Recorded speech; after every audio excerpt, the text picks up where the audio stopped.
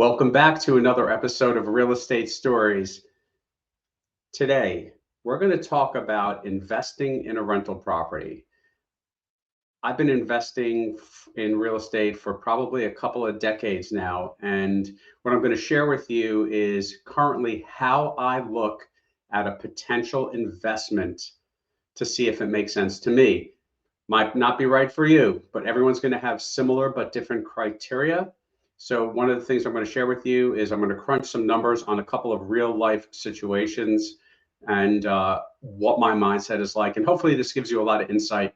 A lot of people want to invest in real estate, but they don't know where to begin. And they're quite honestly not sure what makes the most sense, from an investment standpoint. So I have two properties that are on the market currently as I record this in this area, properties that I would potentially invest in if the numbers make sense. But let's take a look. Let's look at some real life examples. So I am going to share with you a spreadsheet that I use. And here we go. Okay, so there's a spreadsheet, right? And what this spreadsheet does is it's going to give, I'm going to plug in some numbers and it's going to give us some insight into what the actual numbers look like as a rental property. And it's not the most sophisticated spreadsheet. There's probably some of you guys watching this that are doing something that's a lot more detailed, but for me, this works. Again, this is how I approach it to see, does this make sense? Because in reality, guys, if you have the ability to invest in real estate or invest in anything that makes sense, you should be doing that. Money should not be left in the bank. Money should be invested to create long-term and perhaps even generational wealth. So let's go. This is a side-by-side duplex nearby. It's 2 bedrooms, 1.5 bathrooms, and and it's currently listed at $255.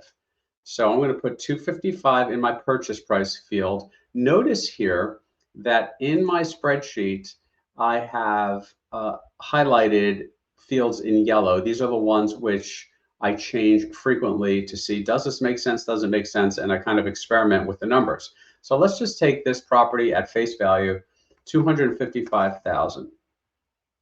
Okay, there's other formulas in here that happen automatically.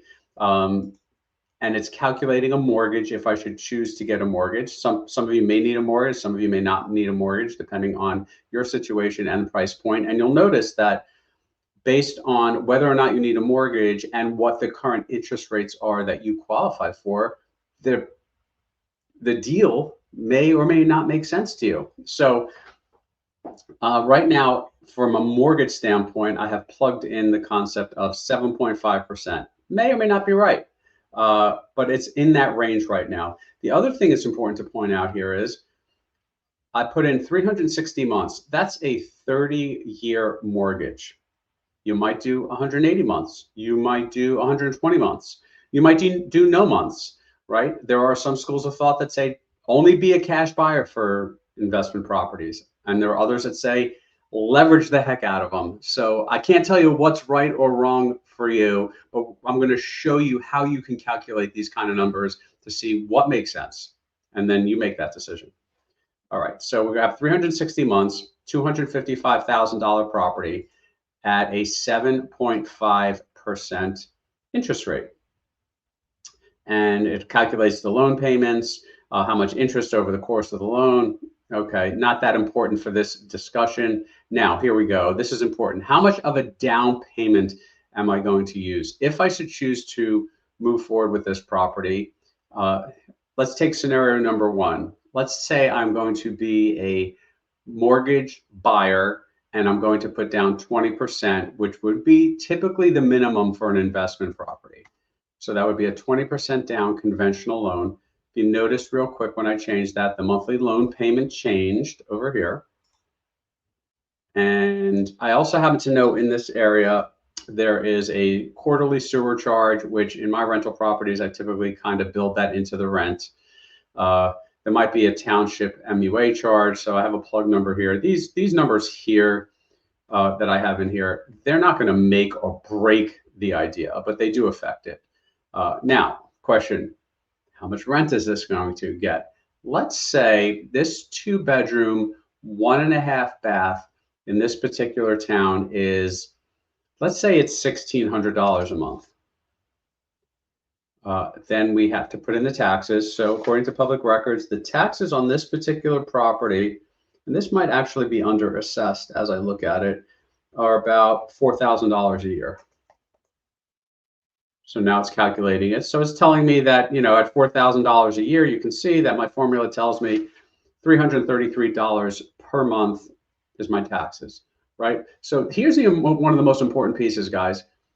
This spreadsheet is going to show us a couple of things. One, it's going to show us cash flow. Cash flow. How much money every month are we going to make, hopefully, in positive cash flow and annually? It's also going to show us what is the return on investment on the money we put down, ROI. So let's just say that, well, let's continue. I don't want to get ahead of myself. All right, so we have a monthly HOA field. This particular property is not located in a neighborhood with a homeowners association, but I do need to put in some kind of plug number for annual insurance. I'm going to say that insurance on this particular property, in my estimation, and of course you can always call your insurance agent to get a better number, is going to be $1,000 for insuring this property. Now, what this spreadsheet is showing me is, interestingly, that if you look towards the bottom here in green, I'm losing $281 per month if I put this transaction together the way it is. And over the course of a year, I'm going to lose about $3,300. And there's my out-of-pocket cash. So 20% down. This is not factoring in closing costs or carrying costs while it's vacant. So there's an area where it's not as sophisticated as some of you may be thinking or using, but this is a great kind of tool for us to kind of get an idea. Does this make sense? So I would have to take $51,000 out of the bank to put this transaction together. And on that $51,000, my rate of return would be, well, I'd be losing 6.61% based on these numbers. Probably doesn't sound like a real good investment, but let's see what happens. Let's say I have extra cash available to me that I could put down more than 20%. On this $255,000, what if I could put down half of that and only mortgage half of that? So let's change the down payment to 50%. Okay, notice what happened, guys. If I put down 50%, everything else being the same, now I have a monthly cash flow of $254, about $3,000 per year in positive net cash flow. And on the out of pocket of $127,500, I'm making 2.39% on my money. I don't know. I don't know if that's really good enough. It might be for some of you. It's not for me. Right now in real estate, it is tough to get like a 10% return. That is certainly the goal, just to give you a kind of rule of thumb. But 2 or 3% isn't enough for me, because as we record this, you can take this same money if you have it available, put it in a CD and make 5% or perhaps even a little bit more. So I don't know. The other piece there then is you figure, well, what about long-term appreciation? And that's absolutely true. So the mindset here could be, well, I'll make a few $1,000s a year. If I have to make a few repairs, it might just be a break even. But if I plan to hold this property for many years as a long-term investment and get all the other benefits that come along with owning a long-term piece of real estate, I may say, hey, this is okay.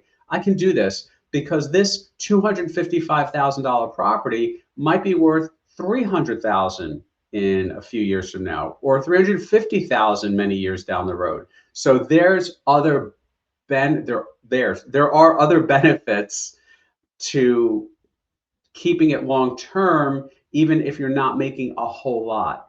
Another really important thing that comes up a lot when we're talking about investing in real estate is make sure you have reserves. Forget what your lender says. If you're borrowing money for it, forget what the lender says and what their requirements are. Obviously, you have to meet that, but make sure you have enough reserves so that not if your property goes vacant, it's just a matter of when your property goes vacant. Unfortunately, you might have to evict somebody. That is the ugly truth behind being a landlord. If you do it long enough, it's going to happen, but you also just may end up with a vacancy for a few months in between. You may have to pay that mortgage, or you will have to pay that mortgage if it's vacant.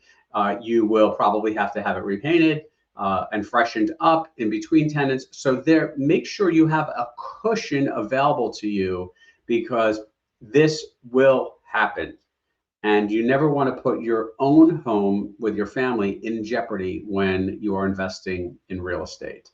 And make sure that if you have to, you can pay this mortgage and it will not impact what goes on in your house. Let's play with these numbers a little bit more. Let's say I was a little conservative in the rent, and I did some more research and I realized, hey, you know what? This isn't a $1,600 a month rental. This is probably more like $1,800 a month. So let me put 18 in here. Interesting. So now if I put 1,800 a month in here, now my return on investment goes up to 4.27%. Better. I'm going to make about $454 per month. Better. And make about $5,000 per year, right? Now let's try another. Let's check something else. This is why I love working with a spreadsheet like this. What if I can buy this property for, it's listed for $255,000. What if I could buy it for $225,000? Does it change anything? It does, right? So if I can negotiate a purchase price of $225,000, now my monthly cash flow just went up to $559 a month. I have a return on my investment of almost 6%, so that's certainly getting better, right? And an annual cash flow of 6708 approximately, right? So that's definitely getting better. So I think what you can see here, guys, is how adjusting some of these numbers and making sure they're realistic, but adjusting them makes a difference, right? So I just negotiated my price down. But what if I took this scenario, $1,800 a month, $225,000 purchase price, and I went back and said, I don't want to put down 50%. I want to put down 20%. And I go back to a 20% down payment. Numbers don't look good again, right?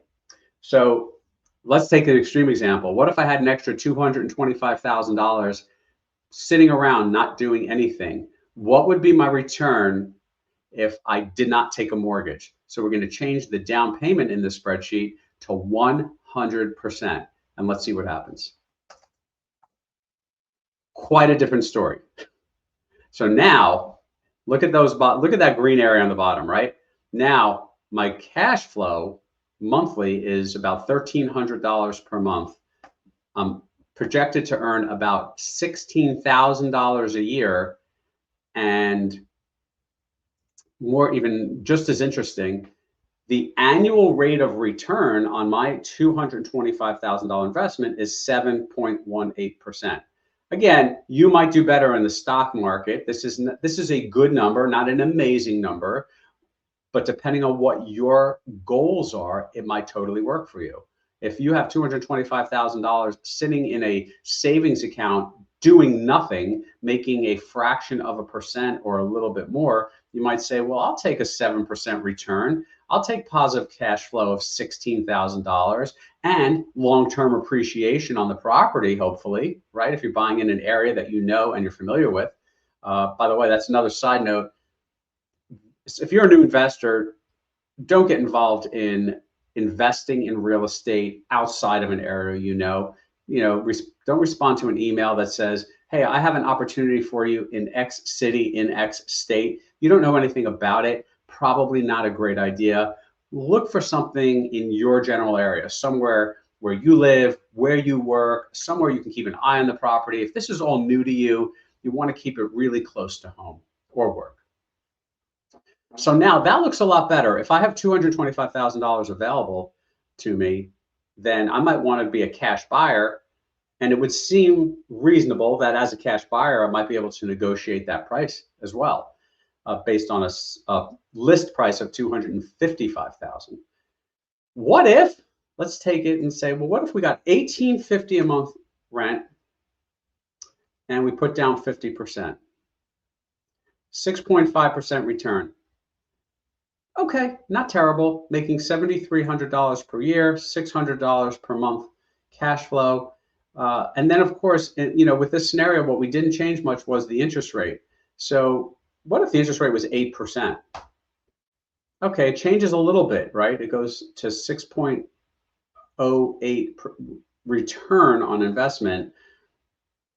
Not a big change. What if we dropped it down to, what if we were able to get a 7%? How does that change? So right now we're at a monthly cash flow of 570, right? If we got a 7% mortgage, so our cash flow went up about $80 a month if we got a 7% mortgage versus an 8. So I think the point is you can see how all these numbers affect your decision-making process, and all of you are going to have different goals. Let's plug in another one. So this one's a condo, so the numbers are going to be very different. So this is a one-bedroom condo. The current list price is $165, right? And let's just say, let's leave the down payment at 20%. We'll start there and see what happens. We're going to leave the sewer bill and that stuff the same, 88 and 100.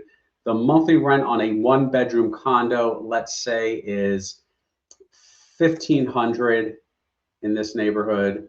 The annual taxes are looks like about $3,100 for this condo. Now, here's HOA fees. You're going to have really passionate feelings about HOA fees. You're going to love them or you're going to hate them. I don't like the fees, but I like that I have a lot of other stuff, especially the outside. So that's my feeling. Then we have a monthly HOA fee of $173 a month in this neighborhood. And since it's a condo, the insurance will be less theoretically than this other property we just analyzed. I'm going to guess that this will be about $650 a year. Could be more, could be less. I could certainly reach out to an insurance agent and get a quote. So now, using these numbers, we have, I think you guys are probably getting the hang of this, 3.59% return. It's only taking $33,000 out of the bank to make this one happen. So certainly less out of pocket. It's a less expensive property. Does it make sense? I don't know. But let's play with some numbers. What if on this property I put down 50%? It's getting better, right? Now I have a 6.22% and 5,100 cash flow. What if similar to the other one, which was 255,000, if I have 255,000 available in cash, and some of you may, what if I have 165,000 available in cash? So let's put down 100% and see what happens. Okay, it's better. At 100%, I'm making a 7% return approximately down here on the bottom. You can see that, right? And annual cash flow of almost $12,000. So $977 per month positive cash flow. It's nice, right? I mean, an extra $1,000 per month when things are going well definitely could work. When you have cash flow in this kind of a number range, it gives you some cushion. It gives you cushion regarding repairs.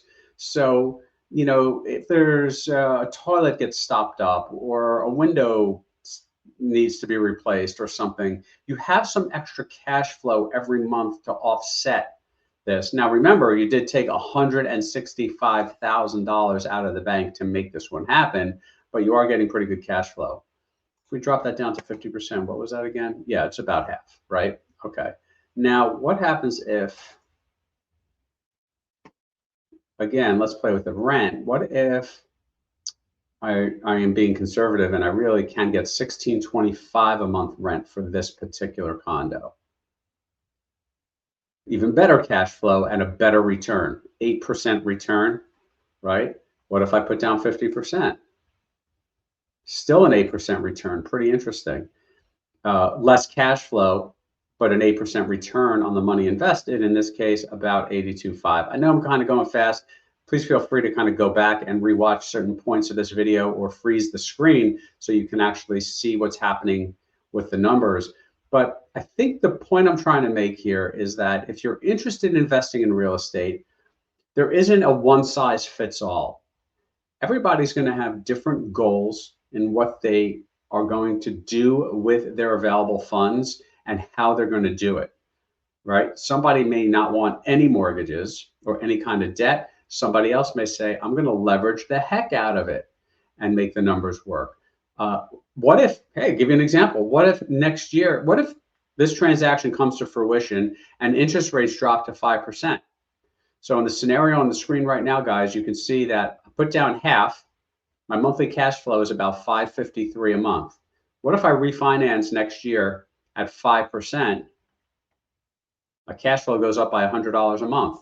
Not bad, right? That's pretty good. And my ROI out of the gate changes to close to 10. We're about 9.58%. So again, the point is there's not going to be a one size fits all for this kind of stuff. I think it's important to understand that when you talk about investing in real estate, there are lots of different strategies. Of course, there's the whole concept of flipping, but if we're focused on rentals, the concept of too, with any of these properties that we looked at is, okay, what if it needs some work going into it?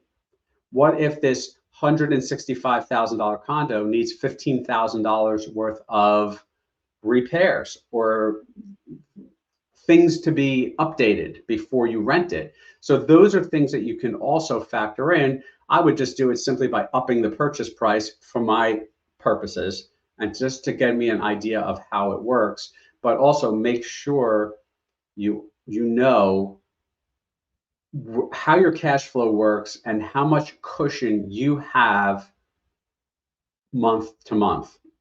Especially if you're highly leveraging yourself, because if you're highly leveraging yourself, then the cost to hold that property when there's no cash coming in or when there is cash coming in, when you're highly leveraged, your carrying costs are much higher than when you have low leverage.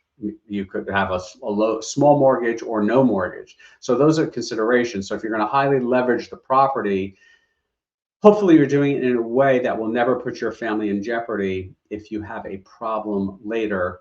Not if, right? When you have a problem later. And it doesn't mean it's a problem. It just could be tenant turnover and a couple of months go by, a couple of mortgage payments, bring a painter in, got to fix a couple of things. And all of a sudden, several $1,000s later, with no rent coming in, it doesn't feel good. Nobody wants that, but that is a reality of investing in real estate. Hope you found this information helpful. If you think I can help you buy or sell real estate here in Southern New Jersey or anywhere in the country, please let me know. We have a great network of like-minded professionals all over the place, but we can personally service you here in Southern New Jersey. If you're watching this on any kind of social media, please take a moment to like this video, comment below with your questions. I do read all the comments, and I appreciate you watching.